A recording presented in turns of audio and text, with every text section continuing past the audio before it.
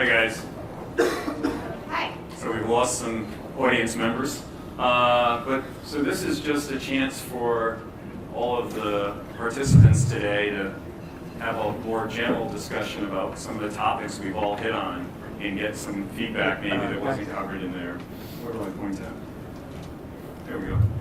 So you guys can't really see these, but I've got 4 sort of topics to guide us a little bit. And so the first one is testing and quality. Whose job is it? Oh, you guys can see those too. Oh, sorry. You got it. I'm really bad at We're doing on this. the ball, buddy. I don't know how I got hired for this job. The first thing they teach you in Tasker School is try looking directly in front of you. Is that right? Maybe that's where the bug is. Who's the physicist who said the most obvious answer? Was it Einstein? The most obvious answer is probably the right one. All right. So the first topic here is whose job is quality and testing. The feature is done. I've heard this a lot of times. I don't know if you all have. The feature is done. We just need to test it. So whose job is quality? Adam, we'll just go right down. It's everybody's job, right? So we talk about a lot about culture, Yeah. and it's got to be a culture of quality. The feature's done. We just need to test it. It's got to be tested from the inception of the requirement, right? Yeah. So it's tested all the way through a software development lifecycle, not when it's done, right? Jim? I agree. I mean, we just need to test it completely and bring in participants early on. The earlier the better. Is there a line, and I'm not ignoring you two, we'll go down, but we'll just add a little more. Is there a line between where the developer's responsibility ends and the tester's begins? In our world, the line can blur because oftentimes we'll take the developers if we're running behind and we'll actually turn them into testers. So because oftentimes, as Janna pointed out, you're late, and where else are you going to get resources that aren't busy? The ones who just finished coding.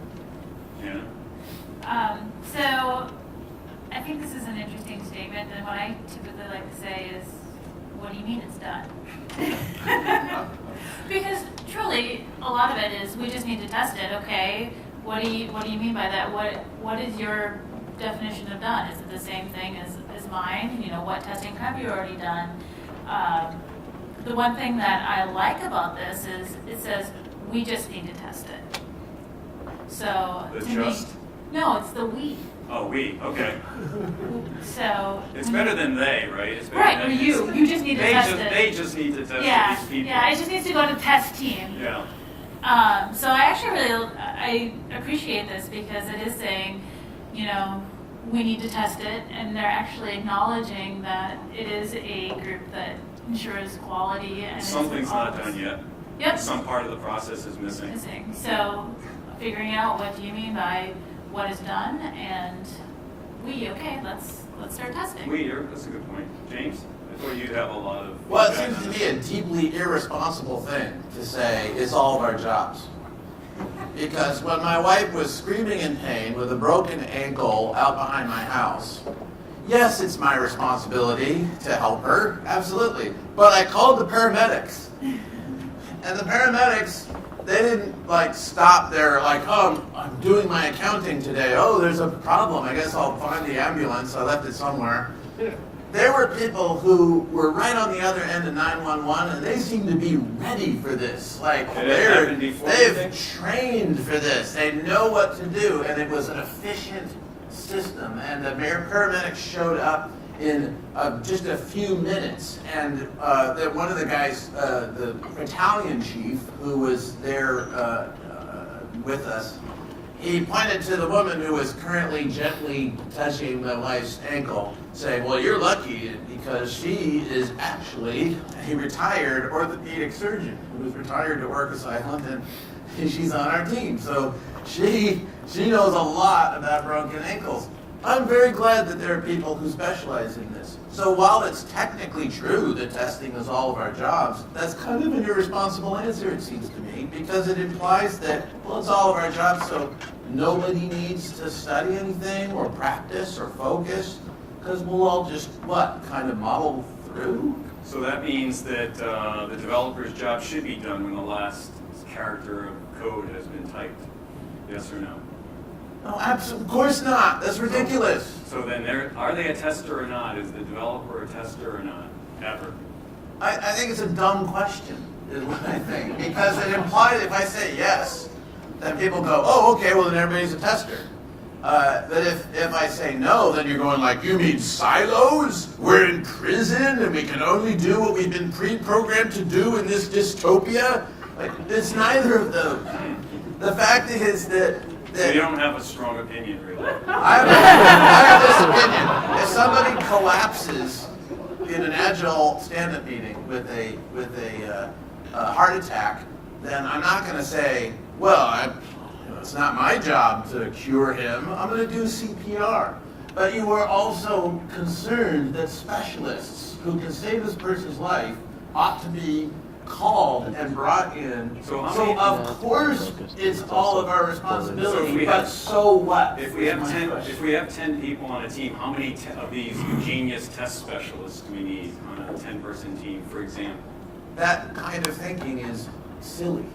So we need a test specialist or not? You need a test specialist when you want the risk to be understood and you fear that the risk is high. So you're not going to hire a test specialist to test your sandwich So that you that make for person yourself. should be an outside at midnight. consultant. They shouldn't be part of the team. They shouldn't be embedded in the team. Oh, you can have them embedded in the team. You can So have, how many do we you can need? have some. That's a silly question, and there's no answer to it. You have to look at the risk, and you have to decide if you're in the line of business that requires you to look. For instance, if you are in the business of doing you have a startup. You're starting up. You're trying to demonstrate some concept, and you're hoping that Facebook is going to buy your company. You're probably not going to have any testers. And why would you need them? Because if your software fails, it's not like anyone's going to say, "Oh, the latest All right, Twitter so clone let's just." move on to another thing. No, because you said all that during your presentations, though, about the Facebook and the startup. I think most of us are in businesses where quality does matter. So I don't think anybody here is building an application where they don't care about quality. So I don't think, is anybody here at a startup with no testing being done at all? No, so. Well, then I would suggest that if you're serious, then you ought to have testing specialists. How many? It's just an irrelevant question. You need more if you find that bugs are escaping. And if you find that you have that entirely under control, then you maybe don't need so many testing specialists. You're also bringing in a different point, which is the test specialists need to occur up front. So they can look at those system requirements or the subsystem requirements and provide feedback to the developers and the I'd system recommend engineers. that. I'd What's it? recommend Right, that, yeah. I know you are. You're just, Yeah. I'm just Yeah. clarifying what you're saying. Yeah. But I would add, you need to create like you said a second ago, right? So somebody falls flat on the floor and you know how to do CPR. You're not going to say, oh, well, we'll deal with when the specialists come here. I'll give them, let them do it, right? You're going to try to help because you have some skill set, right? Right. It's a culture it's a culture, right? You want to build a culture of quality. Not everybody has to be an expert in testing. You want experts, but not Well, everybody has to be an It's expert. not just a culture. On aircraft carriers, everyone is trained to fight fires. And this is because during the famous Forrestal disaster in the 60s, all the firefighting crews were killed. And then no one knew how to fight a fire, and they had to still fight the fire anyway to keep the ship from sinking. So Yeah. then they decided, well, how about we just train everybody to fight fires? Yeah, okay. They still have firefighting specialists. Sure. But everyone is trained Sure. to contribute. Fair enough. That's a concept Yeah. I think is a useful Yeah, concept. and I agree with you. And I think, when you really begin to think about, so I don't expect an engineer to be, I expect an engineer that I hire to be skilled in what I'm hiring them for. Yeah. But if I hire a tester, I expect them to be skilled in testing the software or hardware that I'm Or hiring. maybe, I think your point was maybe able to mentor other people. bring their team Absolutely. up. And they can talk to each Yeah. other. Imagine, Imagine. right? They can talk to each other and like say, hey, how do you get stuff done? And how do I get stuff done? And we can get stuff done together and share our secrets. Yeah, I think the culture thing, I had that for later on, but maybe talk about that now, all of you, the culture, and how you change the culture when people are resistant to change, or how did you said there was a cultural Yeah. component For sure. for what you tried to do at EMC? For sure, it's well. So I mean, the big thing is so when you try to force any kind of change, people are gonna get defensive and resist automatically, right? So instead of trying to force any change, why don't you ask people, well, is there anything that's wrong, right? And people will tell you what's wrong. Yeah. For sure. Yeah. Because there's lots of stuff that's Very wrong. open to that. Yeah, right? And when you begin to change that conversation to, oh, well, you know what, I can help resolve some of that in a maybe broader way, it's no longer me telling you you need to change. It's you telling me I want to see change, and I'm saying, hey, maybe I can do something about that, and I can help you to make those changes. And so Seems like a good technique. the conversation shifts, right? The power shifts a little bit. Absolutely, Yeah. and then they feel well, by the way, you have to deliver on that change, right? Yeah, right, So, right. so if you tell me all these problems, and I say, yeah, they're great, and then Nothing changes. then you're not going to trust me anymore, right? So you have to prioritize that and then begin to execute on it. But at the same time, now we're having a conversation where you're in control, I'm listening to you, Yeah. and then I'm doing something about it to fulfill based on what you've said, Mhm. which means something to you. You had a say in that change. Now it's not just me saying we need change, or the business, it's you, us, together are making that change. And it changes the conversation and the dynamic. Have you guys had, Janna, have you had a situation like that where you've had to kind of encourage people to change? Yes, and what I've found is that most people look at the symptoms and not necessarily the problem. So you'll ask people what's wrong. And that's like Adam said, they'll happily tell you. They'll tell you all the symptoms of everything's going on. Well, I can't do my job because the services are failing all the time, or the environment is down all the time. And then you start asking my favorite question in the world, why? And you start to really get to the heart of where people think the problem is. And then all of a sudden when you say, okay, well, maybe this isn't a infrastructure problem. Maybe this isn't a service problem. Maybe this is a cultural problem.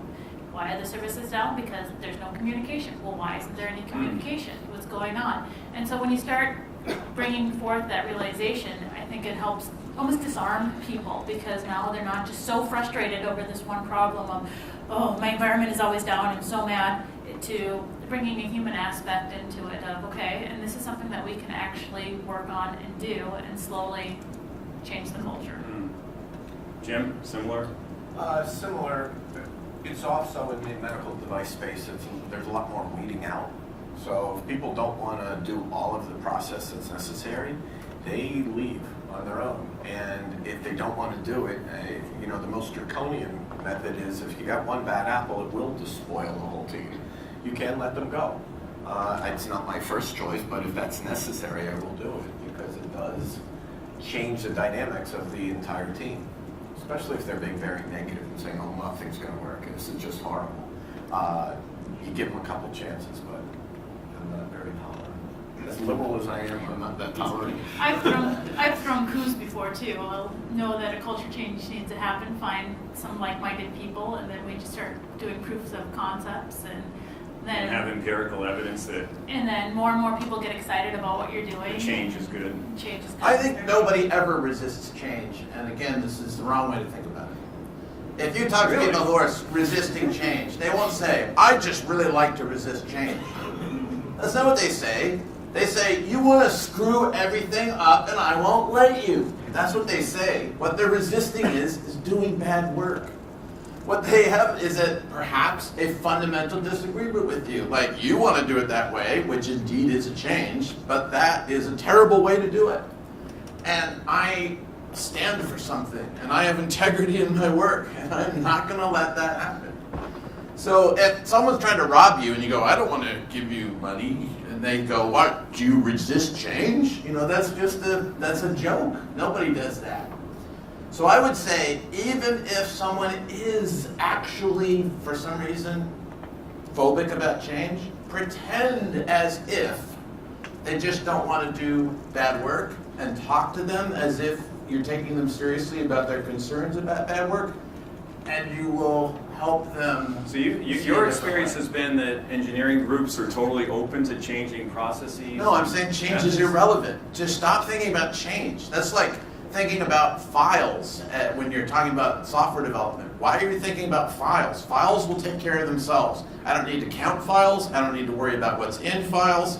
I don't talk to someone about, have you thought of the quality of your files today when we're not talking about this? So don't think about change. Think about quality of work. Think about problems. Think about solutions. That's what you should be thinking about. Do you guys agree with that? So I do in a way, because, so for example, a lot of people will say to me, why would we do something this way? Yeah. Right? We're a multi-billion-dollar company. We're solving problems. Everything must work, and that's true. But we're solving the same problem. The problems are changing, and we're not putting the right things in place to solve those future problems. Like the complexity of the code base. The complexity of the code base, dealing with competitors. situations. If you do that, now we're talking about problems. And I can say, but I'm worried about these problems. And you can go, okay, there's those problems, but there are also these problems. Let's work together to talk about ways we can solve all the problems. And I agree with you. I think it's an important point. It's not necessarily about, nobody is coming to anybody saying, hey, I want you to change because I just don't like the way that you're doing that, and I think of it. I take that back. There are people. Who say that, right? And it is certainly a wrong approach, because then you get people who are indeed resisting change because they're being pushed to change with no real evidence or reason behind it, right? But if you begin to say, listen, competition is changing. Our problem sets are changing. How are we going to solve these problems and come up with new solutions? It's a totally different conversation. And I've actually gotten to in-deep conversations on this, and I think it's a really interesting psychological question of, to James's point, can, stop talking about change, because looking at cultures, do they really change?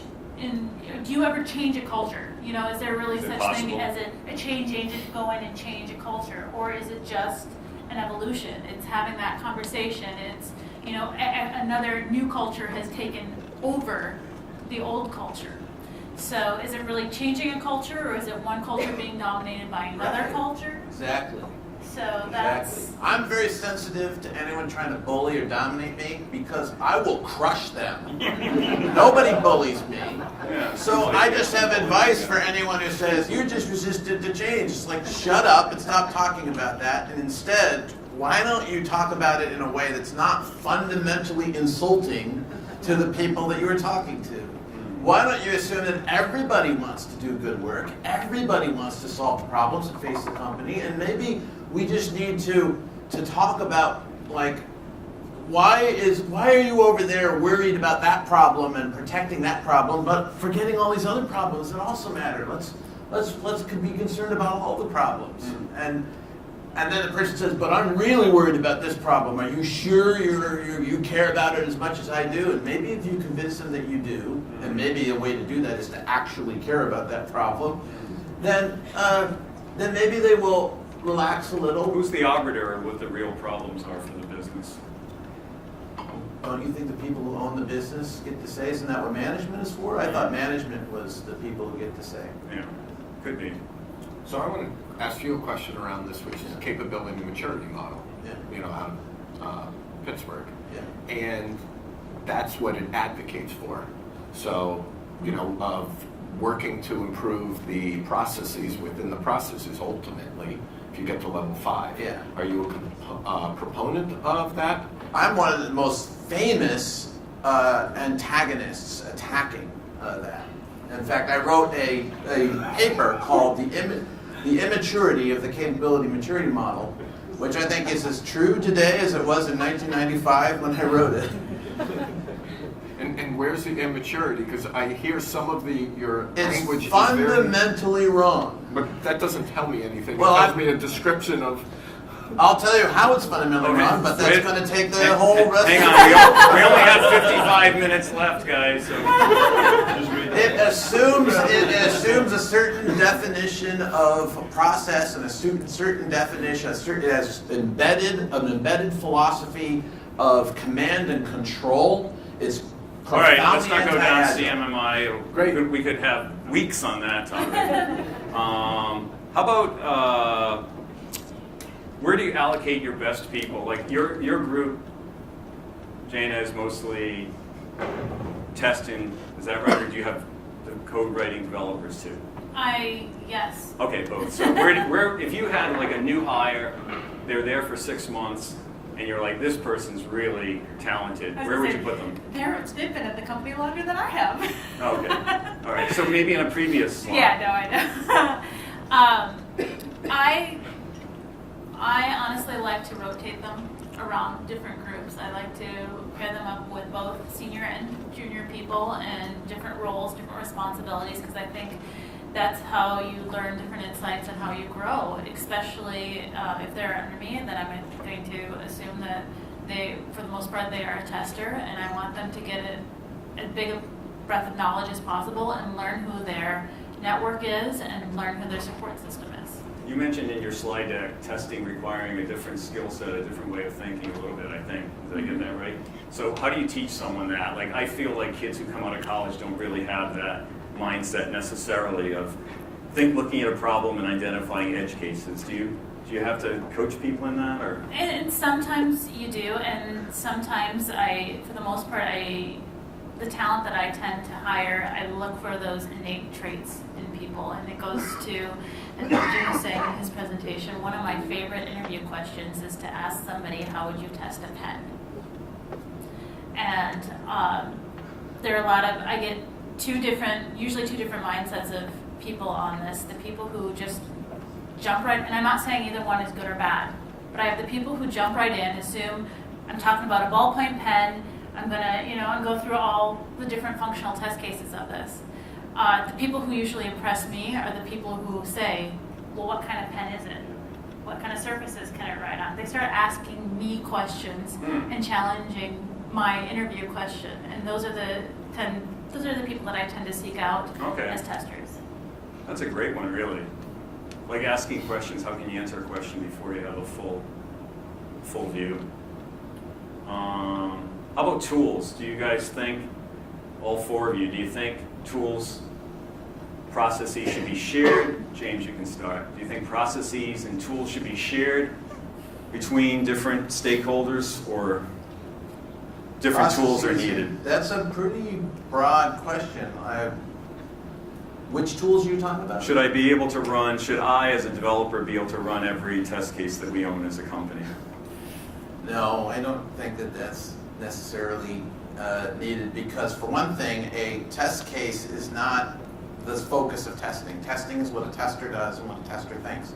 So if a developer is doing testing, then the focus of testing is the developer at that moment who is thinking like a tester. If that developer is looking at somehow my test documentation, first of all, much of my testing is not documented. When I changed the code, though, so you said you were a developer early on. When you changed the code, should you run all of the tests we own, or should we wait some period of time before those test cases get?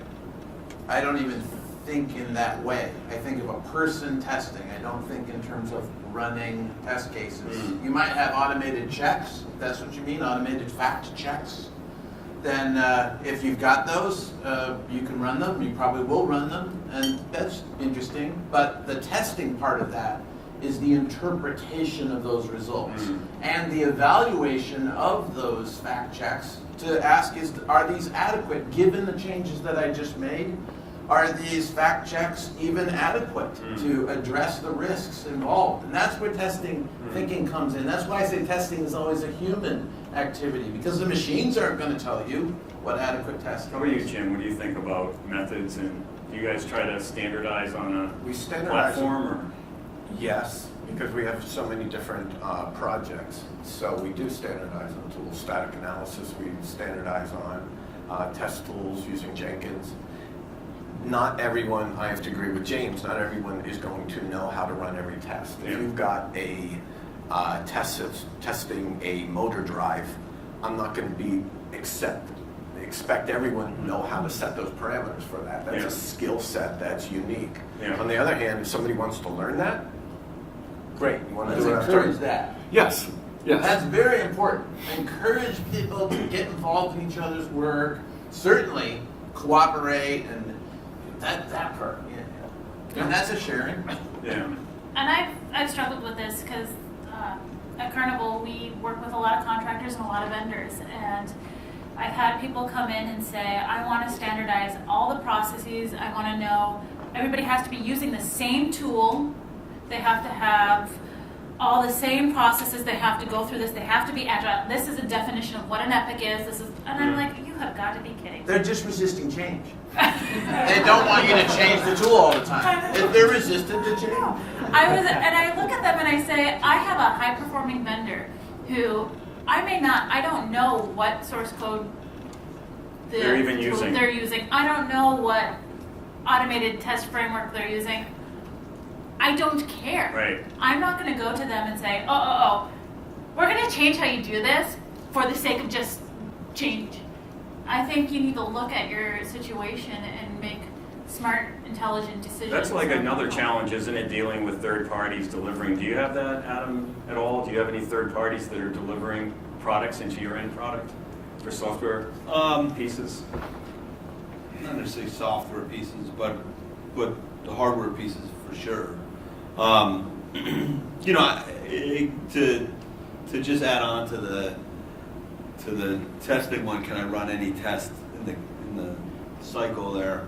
I mean, for me, it really all depends on perspective, right? And you know, if I'm a developer, I'm writing I'm in my little world, right? Writing my code. I don't care necessarily what you're doing. You know, you're off writing your little component.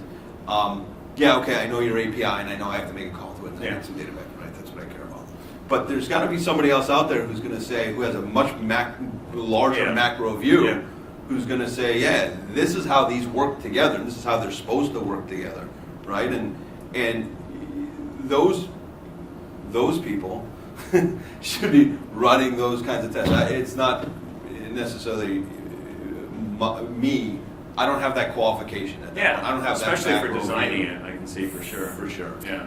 And I don't know if this will help people out there. I know it helped one of my coworkers who was absolutely fixated on test cases. You know, we had to have this many test cases. We needed more test cases. And I was kind of rude and laughed at him. But I asked them, why? Well, we have to make sure we're doing testing and we have enough testing. Okay, how do your test cases tell you that you're doing enough testing? Well, test cases drive testing. I said, okay, maybe there's another way of looking at this.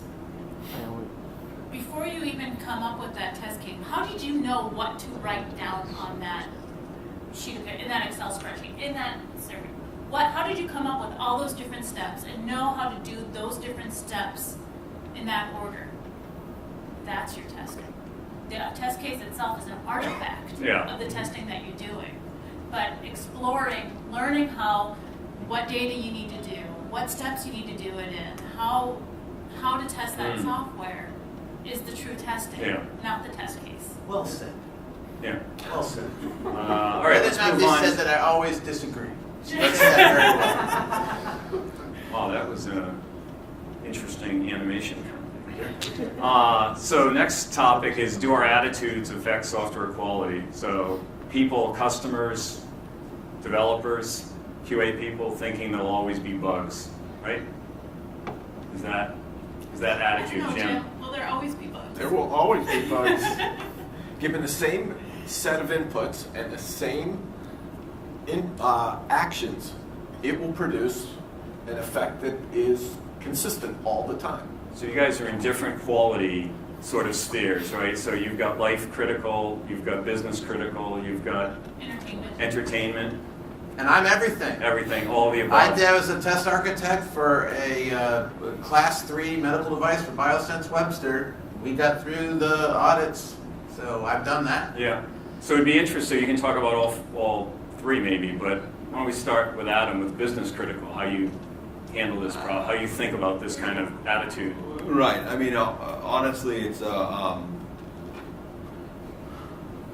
it's really a risk that we know we're going to take from a business perspective.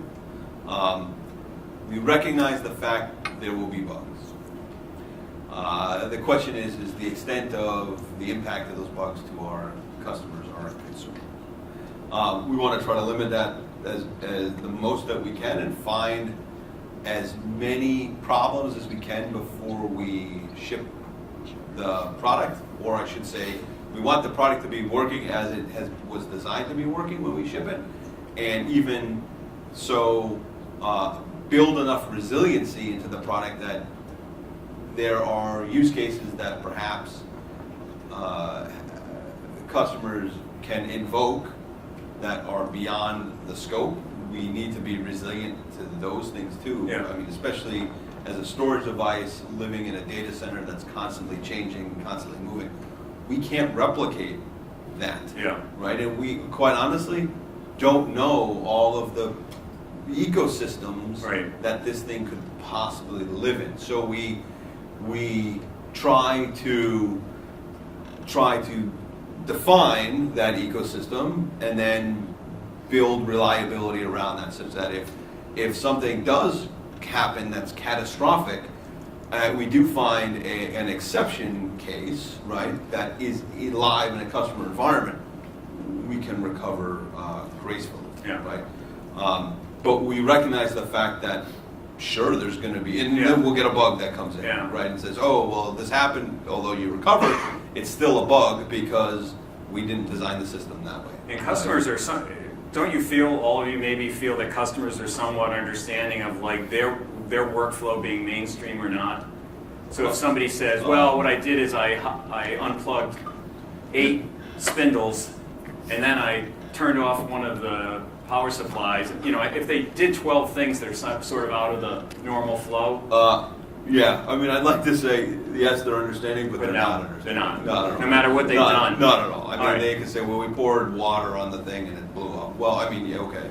It's supposed to work. You know what I mean? It's supposed to always work, right? Okay. But that's why they buy the product. Yeah. Right? Because it's always supposed to work, Right, okay. no matter what they do. So that flavors your view of bugs too, right? For And sure. what's acceptable. Yeah, absolutely. I mean, and quite honestly, like I said, you know, we build and test for the scope of what we know, and then everything else we try to shield from to make sure that we're reliable as much as we can. And we do a ton of what I'll call reliability testing to try to eliminate that and find as many exceptional and negative test cases as we can.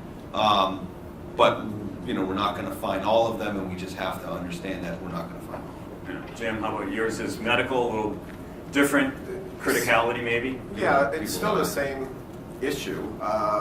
What we try and do is hire people who are very, very intelligent, who can think through the most complex problems and break them down to the smallest components. So having good architecture and design, you already spoke to that, minimizes that because it reduces the chance that people are going to make mistakes when they're coding. That's part of the goal, is to put parameters and bumpers, guardrails on their coding so they can't hurt themselves. So yes, attitude affects the software quality, but you have to think about how you're going to do it, not through any process, but really through intelligent design and architecture. Do you use coding standards to enforce a particular coding style? Yes. Why don't you tell people a little about that?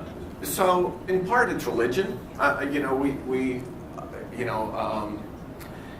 Coding styles for coding styles' sake is not what we do. We try and put in code boundaries so people don't hurt themselves. Dereferencing a pointer. If you can minimize that chance of a null pointer, to put it in place. They're just good programming practices that you could do. And the static analysis tools now don't make it.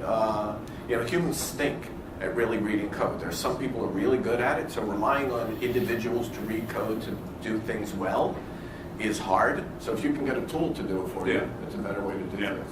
Good. Yeah. I'm actually going here, going, yay, they're talking long enough that I can continue to think about this question. Because I very rarely think in terms of bugs. And a lot of that is because I don't like to. I think much to Adam's point, I like to think of, my attitude is more of what's the risk when I'm, because people are going to find something, and bugs are subjective too, Yeah. you know, what I consider a bug.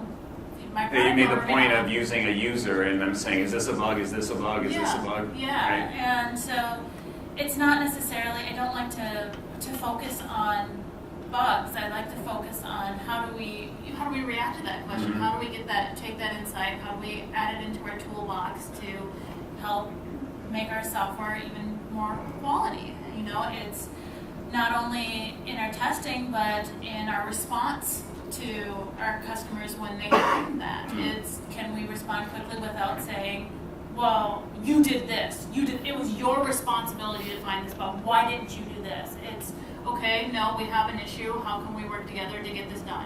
Who do we need to get this done, and how do we do it? All right, James? When I was on the medical device project, I was under lots of pressure to create test cases so that the auditors could look at them, even though they were miles away from us. I mean, we were nowhere near the point where they were going to come in and look at anything, but they were like, test cases right now. And I said, no, wait. It's completely irresponsible to create test cases before I have interacted with the product and attempted to test it without formalizing. So, because I build good testing procedures, quite formal procedures, of course, the life-critical product and all that. So quite formal procedures, but I build those based on my experimentation that I do, which is inexpensive before it's formalized. It gets expensive after it's formalized. So I'm playing around with lots of things in the lab, and they want me to document test cases where I'm not ready yet for that. So I had to push that off. And the way that I was able to push that off is to point out that getting past the auditor is not the hard part in medical devices. Because the auditor is just going to they'll look at a lot of things and then they'll do their job. But if there's a problem in the field, the auditor doesn't go to jail. The auditor doesn't have a problem. No, he doesn't get fined. There's no ramifications to the auditor. He just shrugs and goes, I guess your product sucks. Too bad. It passed the audit anyway. So what I said, the real problem is recalls. Recalls are immensely expensive, possibly catastrophic, as you know. So I got data from that very company I was working with of a recall that happened some years ago. 3 bugs had to get fixed. It took 4 months to retest the product. 1,200 pages of documentation had to be filed with the FDA.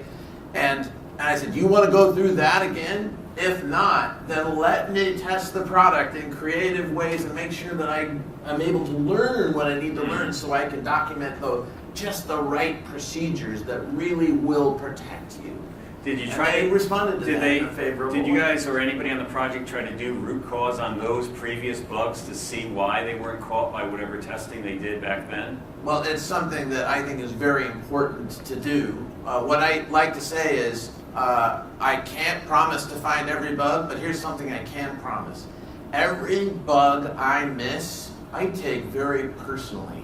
And I will find out how it happened, why it happened, how did I miss it, and I will learn from everything. But on that project, did they try to, because that would be interesting, right? Well, that project ended up shipping and then killing a couple of people and was withdrawn from the market. But What- as what far you- as I what can you tell, tested? it had nothing to do with the software. It apparently was a physics problem. It was just an inherently dangerous, when I say inherently dangerous, I mean out of 300 people treated with this cardiac ablation system, 2 of them experienced a side effect where the energy from the system went through the heart and destroyed the esophagus. And I think after that, they just said, well, we can't predict when that's going to happen. Yeah. So even if the software's working perfectly, just the system is too risky, and they pulled it from the market. All right. Oh, that's interesting. After all that, Yeah, no, that's good. Can I ask him a question? Of course. Yeah. So, did they ever ask you to develop the plans first? Not did they say go straight to the procedures and say, develop the plan so you have an idea of what you want to do? They wanted me to develop a strategy, and I said, no problem. We can talk about all kinds of generalities, test activities, risks, absolutely. In fact, I worked for several months before they ever showed me the product, and that's what I was able to do. But then, at a certain point, about 3 months into it, but still before I'd ever seen the product, they were like, here's your spec. We're pretty good. We think the spec's pretty firm now, so write test cases. Test cases, that's what we need now. And I said no, and someone else next to me said yes. After everyone else was fired except me, I threw away all those test cases that they created because they had been bullied into creating them.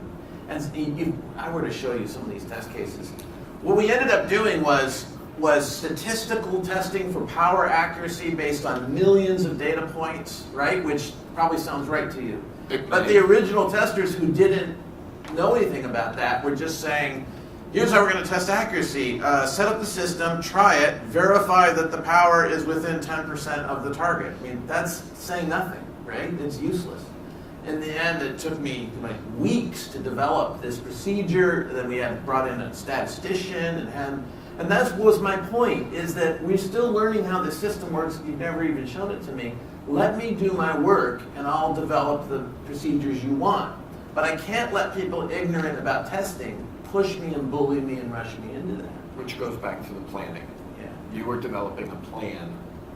I was trying to. You were trying to develop a plan in order to. And I sent it to them, and they wouldn't read it. Until weeks later, they finally read it. All right, let's move to the next topic. Thank you for giving me the opportunity. Yeah, no problem. Yeah, everybody jump in. So the next one is software and the brand, stepping back a little bit. This is something I hear from visiting customers quite a bit, that lots of companies, well, you know, there are lots of companies that are historically sort of manufacturing, metal bending type companies where software was a small component, and over time that's grown, and it's not necessarily grown in a planned way, it's just suddenly. So this topic is all about software and how important software is to your brand and how people, your customers, and how you internally view software's importance to what your product is. Let's just go right down the line with that, I'm sorry. Yeah, so it's for what we're doing we are in the software business for sure. I mean, and we put parts together, hardware from a hardware perspective, and it's the software that really brings it alive, right? It's the software where you can move workloads, you can adjust throughput. It's not, the hardware is interesting, right? But it's the software where you're really managing in our case the device, Yeah. right? Yeah. And we are for sure in that business because the more functionality that we build out, the more that we integrate with in a data center ecosystem, the more that we do automatically, the more profitable ultimately we become, and that's ultimately what our customers are looking for. You know? Okay. Most of our customers are looking for almost a self-managing device, fully automated self-managing, hands Turn it off. on. Tell me when there's a problem. Yeah. Be intelligent Help enough. me with the problem. Yeah, maybe. yeah. Be intelligent enough to tell me that there's a problem with these sets of workloads and tell me how to resolve it to gain better throughput. Yeah. Right?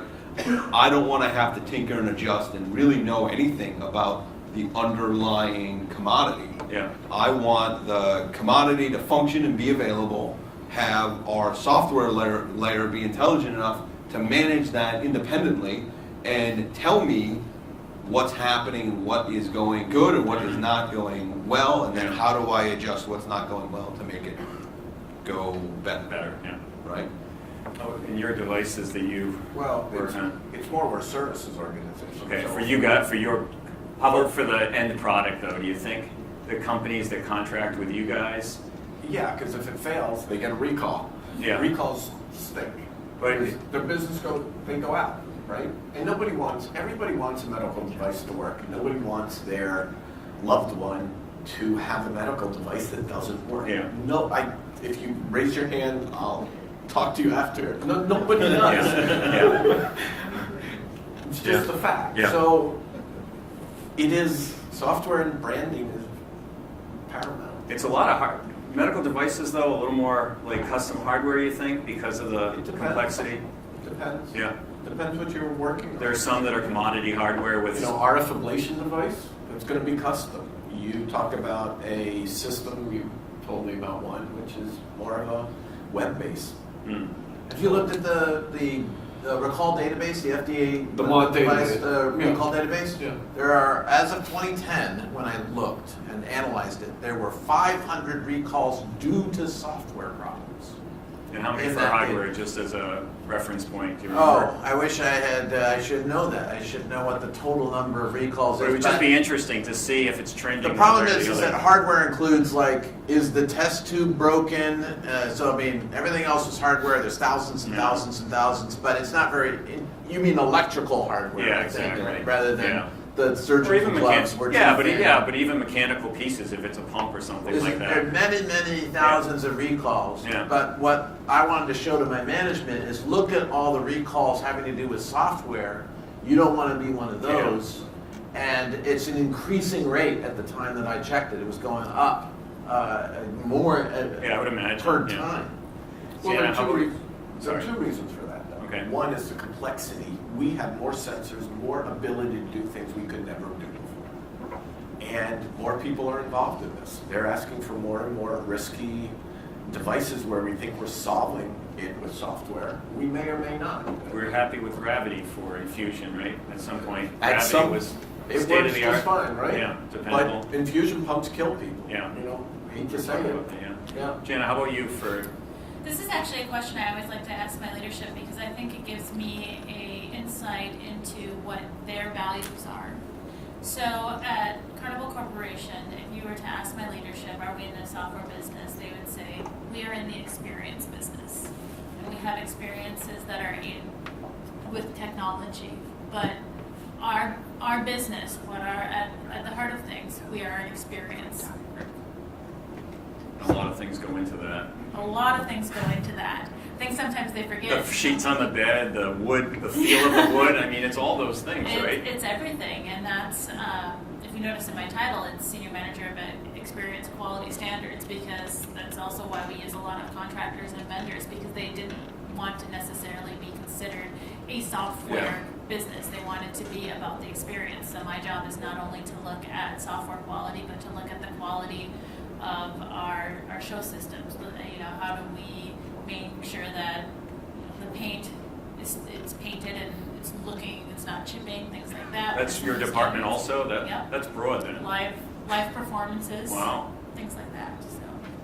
So how about the trend, you were telling me about the trend toward proximity, opening of doors and things like that, and recognizing you, right? Yep. Is that considered like an experience improvement, or is it considered a safety thing? How does the company view something like that? That's an experience. Okay. For the- It just feels more modern. Yeah, Can you describe and it it's to personalized. So, okay. So I get this a lot. Working at Carnival Corporation, what we're trying to do is use technology to enhance our guest experiences, and one of that is our guests will be mailed, some are currently being mailed, about poker chip sized medallions, and they can use those medallions for a variety of things throughout their cruise, one of which is opening up your stateroom door. So it's NFC and BLE enabled, so when you get within proximity of your stateroom door, the access panel says, welcome Janna, and then by the time you reach out and touch your door, it's unlocked and ready for you to enter. So that's what we're talking about. So, and there are a variety of experiences that you can do. One of the big things to help, even with the simplest of guest experiences, is people are in elevator lobbies, and a lot of times, you can turn around on cruise ships a lot. You may not know which way is aft, which way is forward, what deck am I on, and how do I get to the Princess Theater to figure out to see my show. So we have sensors that will that will sense your location, and you tap it. I want the Princess Theater on the ship map, and it'll do wayfinding, so you can find your way. Oh, that's cool. Yeah, to different aspects, and so that's how we're changing the guest experience and enhancing the guest experience on cruise Okay, ships. that's cool. How about, this came up when we were chatting out there with some people, like who gets yelled at when there's a serious problem? That would be, want to just continue with that? If all of a sudden none of the room doors open, is it a?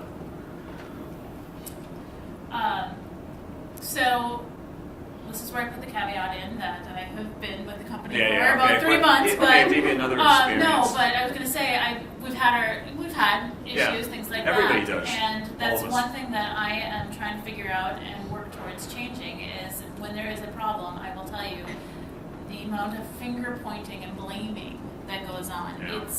It's funny because people are like, it's not my problem. Well, it's not. It's their problem. It's not their problem. It's their problem. It's not their problem. By the end, we've identified that it's everybody's problem. Nobody wanted to say that. Yeah. And so it's taking some time to figure it out, bring everybody together and say, okay, it doesn't matter whose problem it is. Let's combine Let's our combine and do efforts, it. yeah. James, do you have thoughts on the brand? The brand? Oh, you mean like this question? Yeah. Are we in software? I don't understand the question. All right, we'll move That's on. what I would say. If I were to encounter this in a consulting assignment, I would say, why are we asking this question? What if the answer were no? Would that change anything? What if the answer is yes? Does it change anything? I think it's a rhetorical question. I think the implication is more and more companies are in the software business, whether they realize it or Well, not. if it's a rhetorical question, you don't have to answer it. All right, so we'll pass That's on your that's slide. my response. The rhetorical questions do not need to be responded So to. how about you guys? Who gets? Thought it was a serious question. Who gets the blame, sort of, when Oh, who doesn't get blamed? everybody? Is Oh, there a yeah. hardware software boundary? No. Ever, and it's always clear. No, never. And it's everybody. I mean, everybody jumps on. So a big thing with us is it's all about sense of urgency, right? And trying to help our customers the best we can. The way we approach it is we actually don't really care whose problem it is, but we care about our solutions, right? Yeah, so yeah. we get people together. We'll get tactical people together from different parts of the product groups. Throw them on into the fray and say, guys, solve this Yeah. right now. Yeah. You know, and Do you have a they do. subset from the different groups who are responsible for when there's a serious issue like that, or? Yeah, I mean, we have some key people that Yeah. we'll call upon, Yeah. but we try to rotate it around. Yeah, so you it's know what not I mean? everybody's So- fault. Yeah, One person's exactly. job, yeah. And we don't focus on the blame. We focus on the solution, getting the customer back up, Yeah. getting them moving forward, and then we deal with, the how did this happen? How did we get into this situation later on? And then we resolve it. And we move on. Yeah. Jim, your situation might be a little bit different, but is your obligation done when the development's done and it's approved, or why don't you tell us about that a little bit? So no, it's not necessarily done. It depends on the contract. So when we deliver the software and things don't work, they will call us back up, and we have an obligation to fix it. They may or may not want it fixed at that point. It all depends where they are. If they haven't, there's some funny things going on within the FDA. You're allowed to submit as long as you have your testing. You don't necessarily need to market the product. So there are some questions of what they want to do with it. So there's a wide range of response. We're ultimately responsible.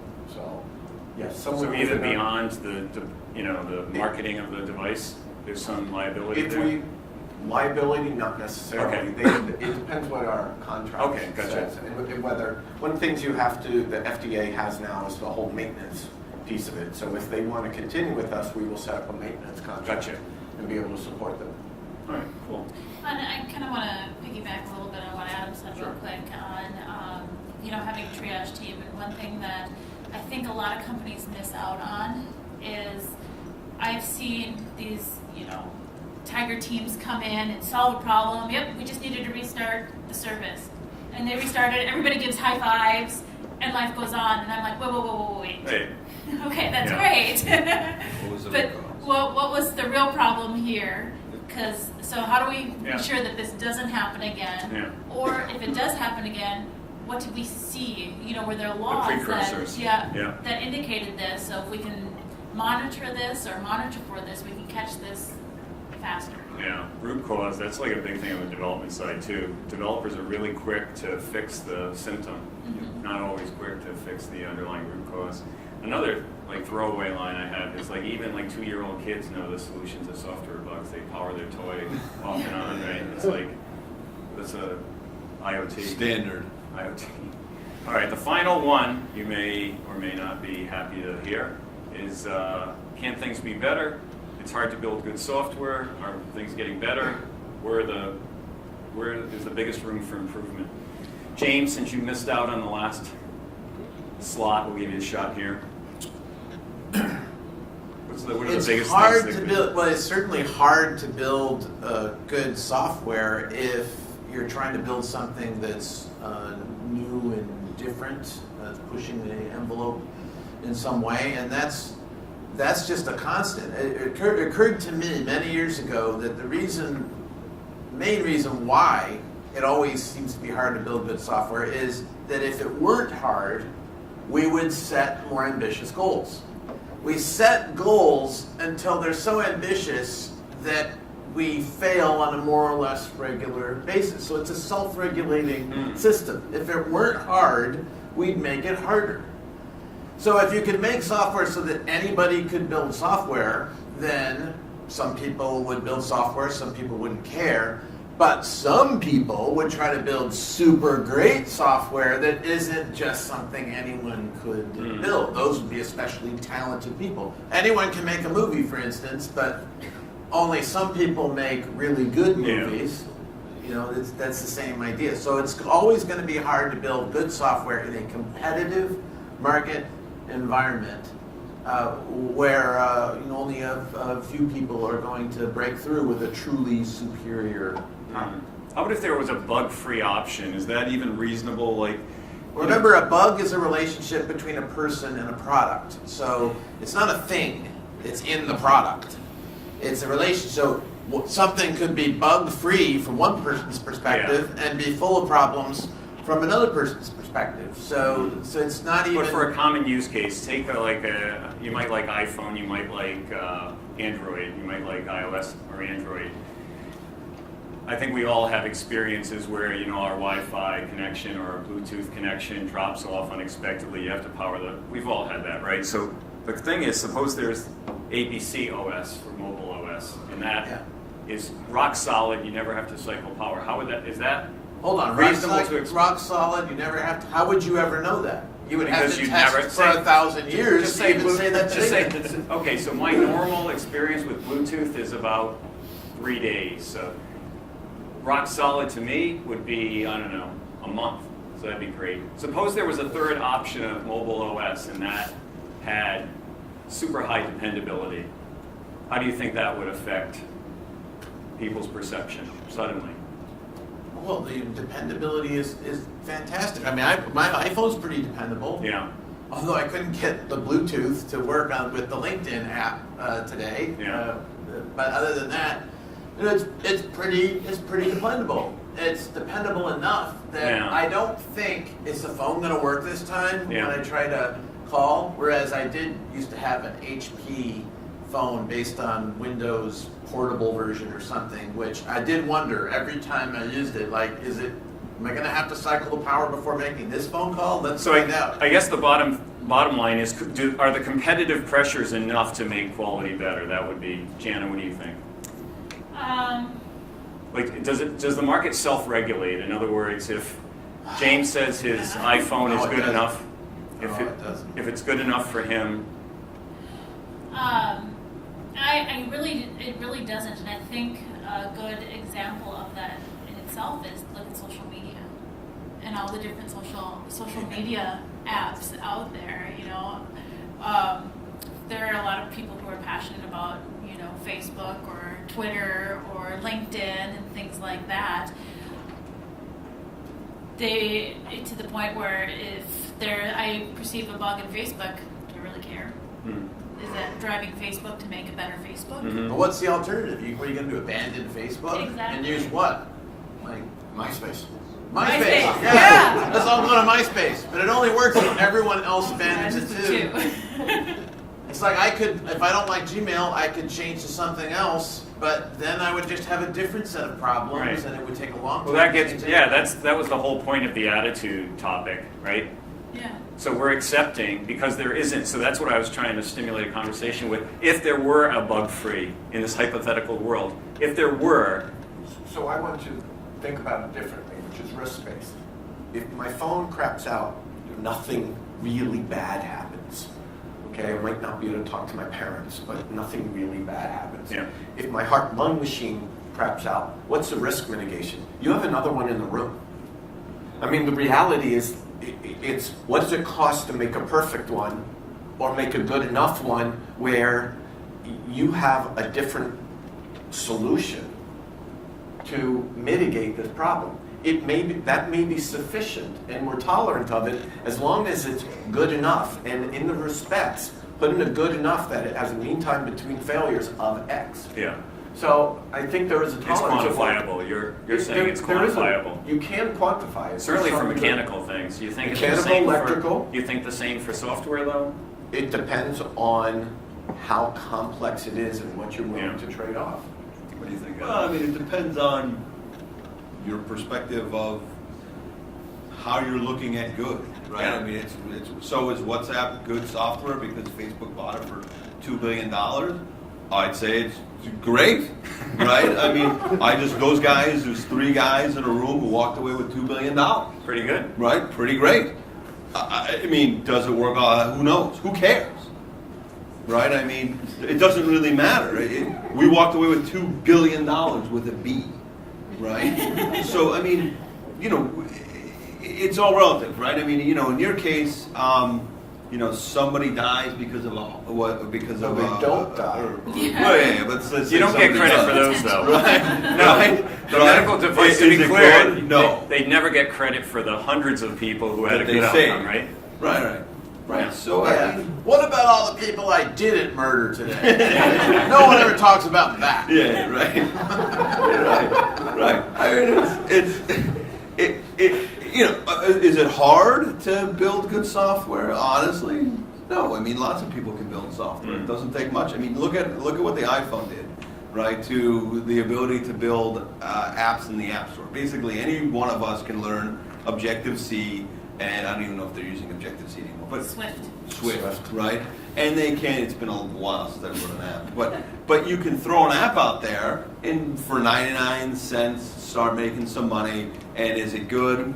Who cares? It's 99 cents, right? It's Or free. or free. Yeah. But I mean, you want to make a little profit. Yeah, that's right? a good point. Even if it's not $1 billion. Right? And it does it, whatever. It does something mundane but interesting, right? And is it good? It's good enough, right? So it's all relative on what we mean by good in your position and how you're looking at things, right? So it's do I think it's hard? I don't think building software is hard. Did I get everybody, Jen? Did I get you? All right, so that was the end of the 4 topics I had come up with, and maybe anybody in the audience have questions related to what these guys just spoke about, or any detailed questions about their earlier presentations? Jump in. I have a question for James. You mentioned that. So you commented on the fact that is it possible to build good software in a competitive market? And your first response was, I don't think so. I'm curious to know why. Oh, what I meant is that the market is very inefficient. So what we would like is for there to be an extremely efficient market. An efficient market is one where it's easy, you have many choices, it's easy to make a different choice if a current choice doesn't work. So that way, if something's a little better than something else, you just immediately switch to it. But the market is very inefficient, which means that to switch from Gmail to something else is a huge amount of energy. For me, my wife experiences regular, massive problems with Outlook, but she's got 10 years, 15 years worth of mail on Outlook, and I keep saying we can move to something else, and she's like, well, but all my stuff's on Outlook, and I already know how to use it, and I hate learning new things. And can't So we she's just get resistant rid to of change? change. She's resistant to change. She's worried that it'll be even worse. It's the devil that she knows, right? And so that's the problem. And someone could come along and say, trust me, this is really good. But personally, maybe I'll bet it's the same with most of you. That if you're going to change off of something that you use for a long time, you wait for like 3 of your friends to say, oh, it really works. It's good. You should really do this. That's how I eventually switched to Chrome. Is enough of my friends who were like, you're not on Chrome. You should really do Chrome. Are you still on Firefox? Come on, try and change to Chrome. So I need personal testimony in order to feel comfortable a lot of the times. Because I'm so used to this fact that I try something and it turns out, well, it does this well, but then this other thing is completely unacceptable, and I'm disappointed again.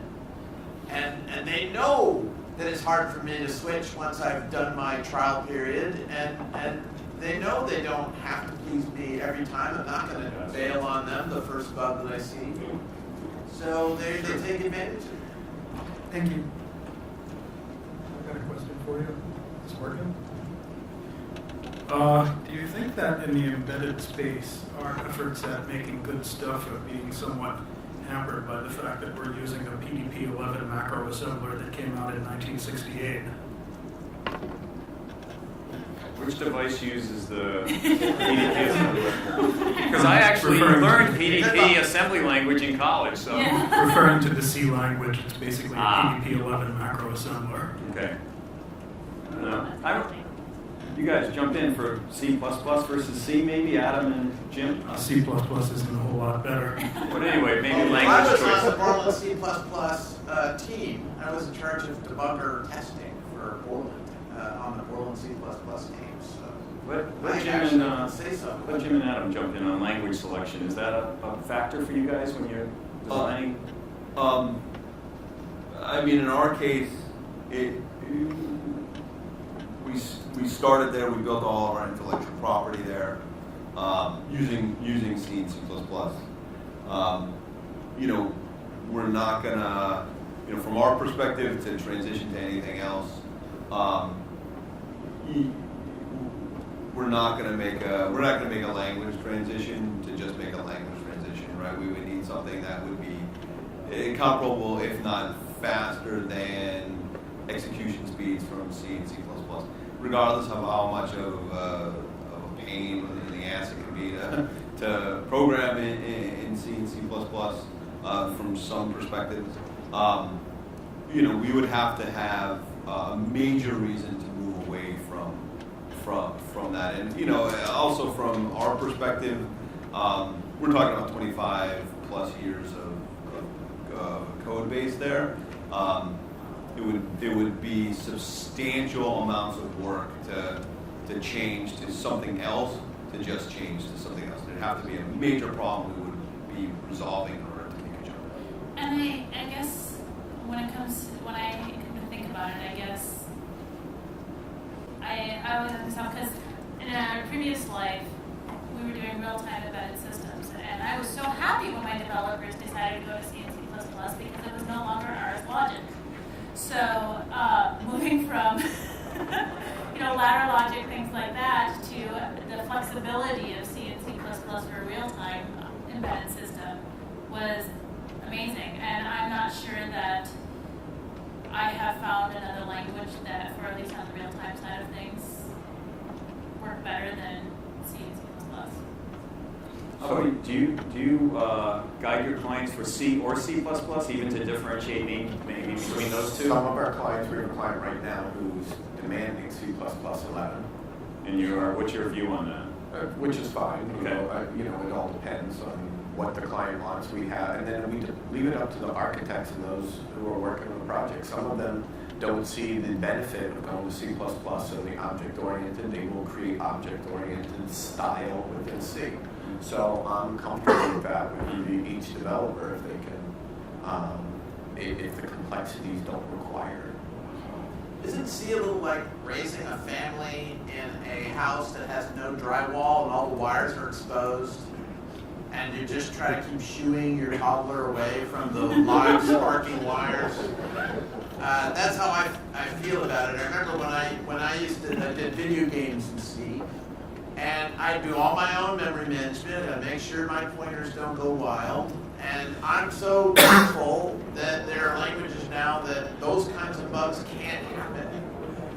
But with very careful craftsmanship and code standards and static analysis tools and all that stuff, you can mitigate that problem. Exactly.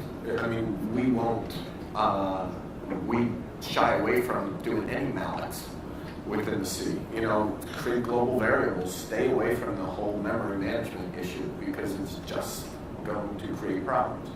Then you have to worry about how big is your stack, how big is, you know, your heap, your space, your data space, all those questions that you have to look at. Some others? Okay, we got like 5 minutes on the schedule, but I'm sure we can go a little over. Yeah, there's one over here. Janna and James, you both spoke about the importance of creative informal testing prior to and as the basis for developing test cases. Do you have a concise and clever moniker that we can take home with us to identify this activity? I need something to name the files for all my notes on. Well, we used to call it exploratory testing, but I came to realize that every time I said exploratory testing, I was giving a subtle signal that exploratory testing is some kind of weird testing you do on weekends. You paint yourself blue and you get the bongo drums out and you take some drugs and then you do your exploratory testing. When in fact, all professional testing, in my view, is exploratory testing with some degree of scripting that intrudes into that to create reliability and to give you certain power that you wouldn't otherwise have. So what I say now is that all testing is on a continuum of informal to highly formal, and that excellent formal testing is always based on informal testing, and then it moves from informal to formal. Nobody parachutes into formality like that. You have to learn and experience and try things, and then you go, this kind of testing, this particular data is going to work better. Now I see that, now that I have experienced this product. Because no plan survives its first encounter with the product, is the issue. Janna? What he said. How about free play? Everybody uses free play as a term. But if you're looking at specifically some of what I referenced, whether it's your acceptance testing and things like that, I believe it's your website, the session-based. Session-based. Yeah, we came up with, my brother and I at Hewlett-Packard came up with session-based test management to put a formal shell around the creative core of testing such that we can collect metrics and we could demonstrate with documentation what we had done. But another way that you can get the documentation is you have your software automatically logging everything that you do when you test. So no one ever wonders, what did you do when you test? Well, ask the software, it's all logged. In fact, medical devices do that a lot. I tested a medical ventilation system where every single button push, every single event was all logged. So we've got automatic functional level test coverage statistics, even if we were just playing, even if we were just having fun. They also tested the train switching system for the longest train tunnel in the world under the Swiss Alps. And I visited their site where they had this mock-up of all the switching system. And they would have parties where we try to crash the trains. It was like the most boring speed movie, you know, like about the terrorist who tries to kill the operator and then crash the train, because the software would say, you're getting too close to the other train, I'll just stop you. I'm like, oh man, I was trying to create a disaster and it just created safety instead. But they have these parties with informal testing where they would do everything they could to get around the safeguards. And that's an example of good testing. But they also had lots of formal things that they did on top of that. But at the end of the day, you don't need to take drugs to do exploratory testing. No, and another thing that people don't realize is that when I'm doing my exploratory testing, I have a great number of structures in my mind which are guiding me. It's not an arbitrary process. I'm not a child. I have many, many heuristics that I use to guide my process. These are all teachable. They're all speakable. I teach them in my classes. I write about them.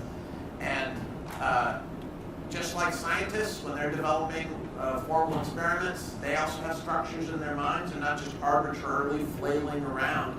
It's not arbitrary flailing, but if the tester doesn't know how to talk about those structures, like they don't know what a test oracle is, so they just go, well, I just kind of feel when it's right, instead of saying test oracle and being able to describe what it is, as you very nicely did on the stage, then they look like they don't know what they're doing, and then people don't trust them. So we've got to learn how to put to words our intuitions and the structures by which we explore. Like you define like the good testings when you go and try and show many things. But in industry we have a team.